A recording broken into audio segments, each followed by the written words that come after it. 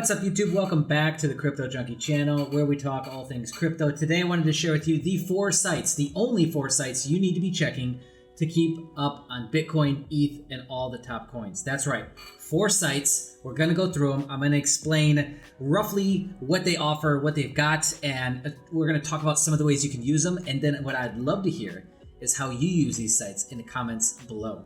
So let's dive right into it, shall we? First, we've got, understand too, that with the size of, the Bitcoin market and crypto markets, how big they've gotten is there's more and more tools being released. So it's good because a lot of these tools offer the same stuff now, but the difference is like this one offers you more for free. This one's trying to trap you into a monthly payment. This one's $20 a month. This one's $2 a month. So it's like a lot of this stuff, there's probably now dozens of sites that offer open interest, liquidation numbers, longs versus shorts, funding rates, order book data, all of this, right? The difference is what time frames they're allowing you to use, if they're free or paid, how much they cost, what access you get, so on and so forth, right? So anyways, these 4 sites there's others out there, understand that, but these are, I'm gonna show you everything that's free today, so none of this is gonna be paid, and it's gonna be everything that you need. Now, if you find other ways to do this, great. If not, just stick with what I give you. Next, big ass disclaimer is that, do you notice what all these websites are going to do here? You're going to notice something, is they're juiced up with ads. Okay, so when it comes to trading, you have to make that decision for yourself. I'm going to assume that you've already made that choice, so I'm not condoning trading in any sort of way. Okay, I actually think for most people, and some of the data that I've shown recently on the channel, you'd just be better off holding Bitcoin and doing nothing else. But I understand some people are degenerates, some people are gamblers, some people, they just like to see if they can win the market. They want to try and dominate something or someone. So they get into this shit, right? And I understand that and I respect that. So let's cover these things now that all that's out of the way. First one up is coinglass.com. And this used to be bybt.com, so Bybit, yeah. And it was just confusing, and I think that was a really stupid name. So Coinglass, cool, I get it. And it took me a really long time to find this again because I had lost it for a while. And, obviously I hadn't saved it for myself. But yeah, this is definitely a core site that I like. Here's why. I don't even show up to the homepage. First thing I go to, and this is where you probably have seen this before, liquidation page. So this tracks liquidation data, and you can go into each individual coin, or you just get total liquidations across 1, 4, 12, and 24 hours. We've seen some huge numbers in the billions of dollars.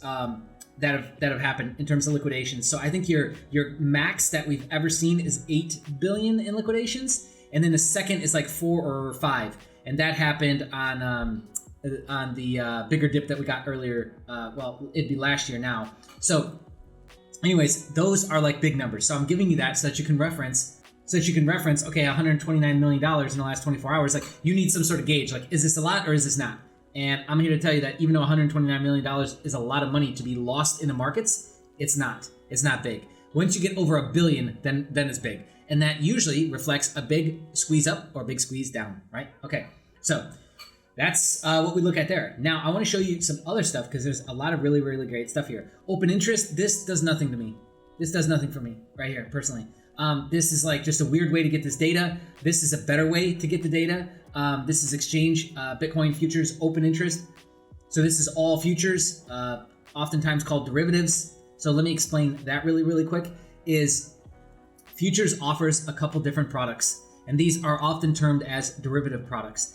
And so we have perpetual and we have dated futures. A dated future just means that this is a future date, and this is the price that we're expecting it to expire at. And based on that, you've got all of your funding rate that's already baked into that before you even open a position, and that's how that works. And so dated contracts are also what we see in options trading, right? And then perpetual futures is like an ongoing. So the whole point of a futures contract is to bet on a future price, right? And this used to have to deal with like production. So an oil company or some company, right? Minerals, anything really, was they would maybe it's in the off season, and now 2 months from now is the on season or whatever. It comes into season, right? And so we're betting on the future of that. And so betting on the future, usually what it used to represent is betting on the future production of that, and how that market and how that specific equity is going to perform, right? And it doesn't really represent that anymore in every single thing, and especially with Bitcoin,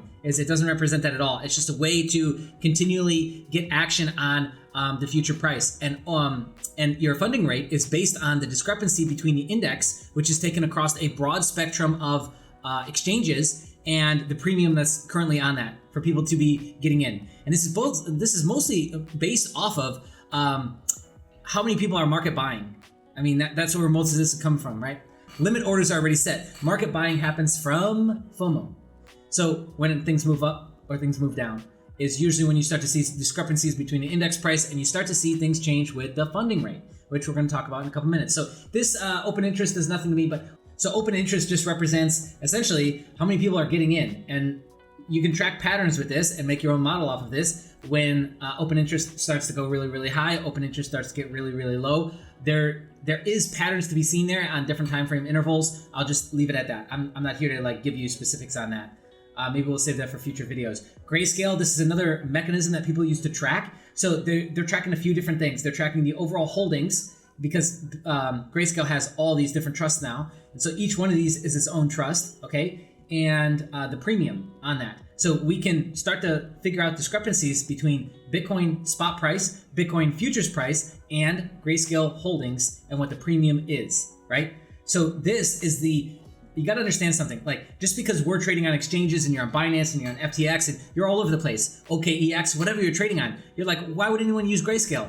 Well, for accredited investors, for people in the US that want to downsize, that they want to minimize downside risk in terms of like getting involved in this market at all, well, they look at these as safer instruments. They're going to look at ETFs that way. They look at futures that way. That's what they trade on. They trade on that more so than like they go and buy, Bitcoin off the exchange and then sit on it and then try and sell the physical Bitcoin. They're not really doing that. They're using futures. They're using Grayscale. They're using these as their vehicles. Make sense?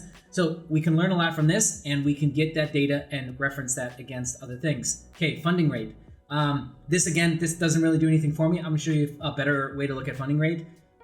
Longs versus shorts. Again, this is just good to know. Like, what's the market currently sitting at? And this will show you across all the exchanges. And do they go across? No. So we've only got some tickers on this, right? Yeah. Oh, good amount. Good amount. So there's your symbol right there. Period 5 minutes. No. Maybe like an hour. So everyone's funding rate is different. Every exchange. Excuse me. We're not talking about funding rate. We're talking about long versus short. So yeah, you can see the difference across different time domains, right? Oh, there it is. So let's change this now. You see? And so only sometimes you'll be able to use something like this. And in the rest of the time, it doesn't really do much. And in order book, there's order book data that this gives you. It's going to open it up in a new tab.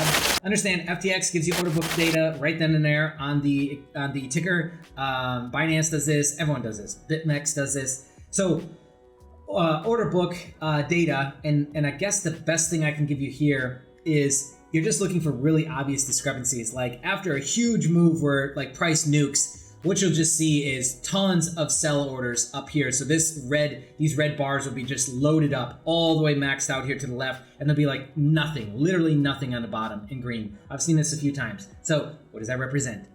Very obvious move, right? Very obvious edge. We keep talking about edge in this little series that we're doing now and getting into. Well, that's really what you're looking for. This doesn't really tell you much. Understand though that getting all this across all these exchanges in one place is valuable, and it's also pulling everything. So there's no stopping spoof orders, fake orders, orders that get pulled, orders that don't get filled. There is I guess you could call it whale games that occur in the order books to try and scare traders, because they know that people watch the order books. Order books in 2022, are they as valuable as they were in like 2017, 2018? I'd say no. You could literally trade off of order books back then. Now, no, I would say there's better stuff to look at. But again, there you go. And I think that's it for this. Okay, so I said that we'd have better versions of a few things. Now we start to get into that. So this one is coinalyze.net. So coinalyze.net. I like this. Just found out about this one recently. Again, juiced up with ads. Use at your own risk. Understand they're getting commissions off of you with every trade that you take, whether you win or lose. They don't care. Okay. 2 things to look at. Aggregated funding rate. Like right now, what's very interesting is that Bitcoin is still holding at 40K, right? And it's actually starting to create a base here, and funding has been extremely negative. So if we start to pair that up with 30,000 Bitcoin have been taken off exchanges in the last 24 hours, price is holding still, nothing else is really out of whack, like open interest isn't overly out of whack, order books look okay, well, then we can start to paint the narrative with a clear invalidation point that this isn't a bad time to possibly be entering, right? If we look at higher time frames, we look at just the sheer amount of interaction at this 40K level, we start to see it's a pretty significant level, both ways, right? So anyways, yeah, that's just my little thesis there and my little piece there, but I think we're on 4 hour, right? So yeah, we can start to see that for an 8 hour period, there was negative funding, but price was still holding steady. And it wasn't like there was a ton of shorts jumping in, right? Because we just looked at that. So shorts weren't overdone, longs weren't overdone, but yet we have negative funding. That mixed with a clear invalidation and a clear trade plan, not a bad place to enter. And we've seen a lot of people entering over the last, I'd say 17 to 20 hours now, right? And it's for that reason. That's why they had a clear discernible edge. They entered into the market, right? So you can add in all kinds of other indicators. Look at this, aggregated liquidations, coin, stablecoin, margin contract, stablecoin, aggregated predicted funding rate. That's what we've got at the top. We've got some other weird shit that I've never heard of, some different moving average pieces. I mean, and then all the basics, right? Buy sell count, Bollinger Band stuff, which those are basics that you can get on TradingView. I'm just trying to give you, this is like a really good alternate for free to TradingView.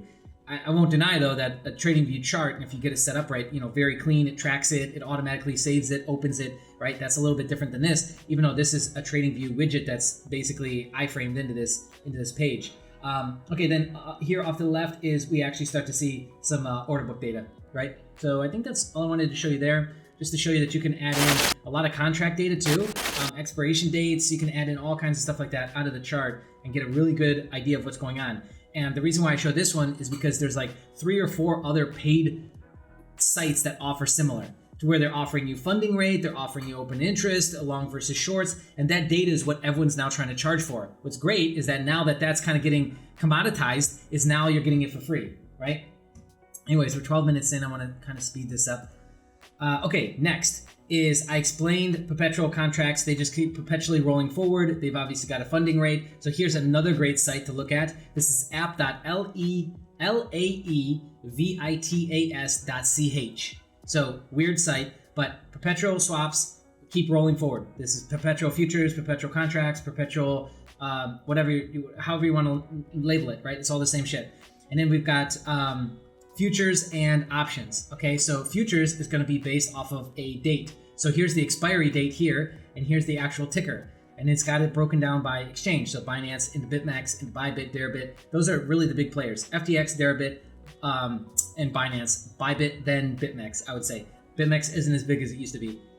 And so, okay, what can we gain from this? Well, we can just see that there's a huge difference between the March expiry, which is 649 million in 24-hour volume, and 24-hour volume change is 12 billion in just free-floating perpetuals, right? So that's the difference between the two, is that you've got a lot more money in perpetuals, there's a lot more liquidity, so that means that getting in and out of positions is easier. Make sense? Or believed to be. And there's even options. And so here's, again, the same stuff with their expiration date is in the ticker itself. But they should give expiration dates somewhere else. Maybe not. Yeah, I don't get into options trading that much myself, but again, you can just use this as reference point, right? And so I really like this because it's all this data just in one place across all exchanges, which is what you're trying to do. I'm huge on aggregating data, and there's all kinds of other stuff you can get into here. We can go into specific options on exchanges. We can create our own custom dashboards. You can pay these guys. I believe there's probably some sort of premium version. We can make custom dashboards. You could probably get into quite a bit, right? And then there's altcoin derivatives as well, and a bunch of different instruments for those, right? So anyways, that's how I use this one. And then the last one here is bar chart. So barchart.com, and then we're just on Bitcoin right here. And so here is our last price right here. And what this shows you, and you can almost treat this as like support resistance, but what this gives you is usually a bunch of shit you're just not thinking of. Like, you're not thinking of all these different moving averages and 50% RSI pieces and all this different things that they are giving you. So it's telling you exactly what's going on at this level. And so these are all the levels above. These are all the levels below. So we can start to look at this as like almost support resistance. And so depending on where we're at in the price, and so this will always change. And so as we pass these up, they'll now become underneath or below. So the more of these you're looking at, you're like, wow, okay, you can get more comfortable in your position. You can treat this as support resistance stuff. Some of these are going to be more important than others. Some of them literally mean nothing. Others are very, very influential, and maybe you didn't know it because you're not looking at all these different indicators all at the same time, right? So I like this just to get a quick little check in and make sure I'm not missing anything big, because I haven't looked at moving averages or something like that in a while, right? So I like this for that reason alone.